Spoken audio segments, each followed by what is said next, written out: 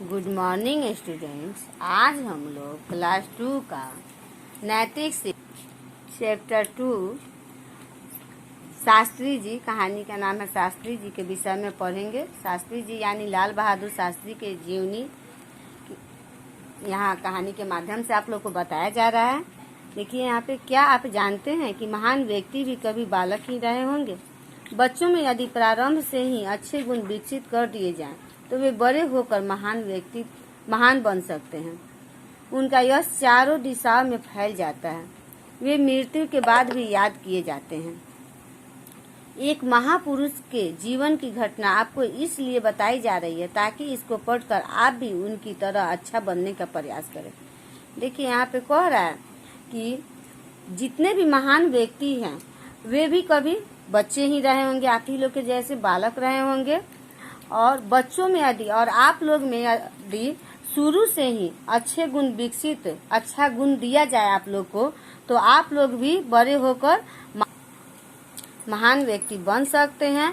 उनका यश चारों दिशाओं में फैल जाता है और जब आप महान व्यक्ति बनिएगा तो आप पूरे विश्व में, भारत का विश्व में आपका नाम होगा। वे मृत्यु के बाद भी, और वे जो अच्छा काम करते हैं वे मृत्यु के बाद भी यानी मरने के बाद भी याद किए जाते हैं। वर्षा के दिन थे। गंगा नदी में बाढ़ आई हुई थी। एक बालक उदास मन से नदी के किनारे पर बैठा था। उसकी उदासी का कारण नाव पर बैठकर विद्यालय जाने के लिए पैसे न होना था। वह विद्यालय जाना चाहता था। उसके कुछ मित्र नाव में बैठे थे। उन्होंने कहा, तुम चुपचाप नाव में बैठ जाओ, नाव वाले को पता भी नहीं चलेगा, वह तुमसे पैसे भी नहीं मांगेगा। कह रहा है कि लाल बहादुर शास्त्री जो थे वे बचपन में वे काफी गरीब परिवार से थे, निम्न परिवार से थे और उनका बचपन जो है काफी दयनीय, आर्थिक स्थिति उनके घर का दयनीय था। और इसलिए स्कूल जाने के लिए जब बाढ़ आ गया था, नदी पार करके उनको स्कूल जाना पड़ता था और बाढ़ आ गया था तो उनके पास नाव का किराया देने के लिए नहीं था। तो वे सोच में नदी के किनारे बैठे हुए थे और इनके दोस्त जो हैं वे बोले कि तुम आ जाओ नाव में, और नाव वाला को पता नहीं चलेगा। लेकिन ये उनके बात को नहीं माने और वह तुमसे, कुछ लोग जो बोले कि तुम बैठ जाओ, हम ही तुम्हारे बदले में पैसा दे देंगे, फिर भी वे नहीं माने। बालक ने कहा, नहीं, ऐसा करना चोरी है। उनको लगा कि नहीं, ऐसा हम करेंगे, अगर मान लीजिए कि नहीं हम पैसा देते हैं तो ये चोरी के समान हुआ। मैं कभी चोरी नहीं करूंगा। नाव में बैठे कुछ व्यक्तियों ने बालक से कहा, छोटे बालक, नाव में बैठ जाओ, तुम्हारे पैसे हम दे देंगे। देखिए, कुछ व्यक्ति भी बोले कि तुम्हारा पैसा हम दे देंगे, लेकिन ये इनकार कर दिए। बालक किसी का एहसान नहीं लेना चाहता था। उसने कहा, बहुत बहुत धन्यवाद। नाव चली गई। बालक किनारे पर अकेला रह गया। विद्यालय जाने के लिए देर हो रही थी। बालक विद्यालय में देर से जाना नहीं चाहता था। बालक नदी को तैरकर पार करने का निश्चय किया। बालक ने अपने कपड़े उतारे और उन्हें अपनी पीठ से कसकर बांध लिया। बालक उफनती नदी में कूद पड़ा। ये जो है स्कूल जाने के लिए नदी में अपना कपड़ा खोलकर और बांध लिए बैग कपड़ा से और नदी में कूद पड़े तैर कर जाने के लिए। नदी के बीच में आते आते बालक बहुत थक गया था और जब आधा नदी पार किए तो वे थक गए थे। फिर भी उसने हिम्मत नहीं हारी।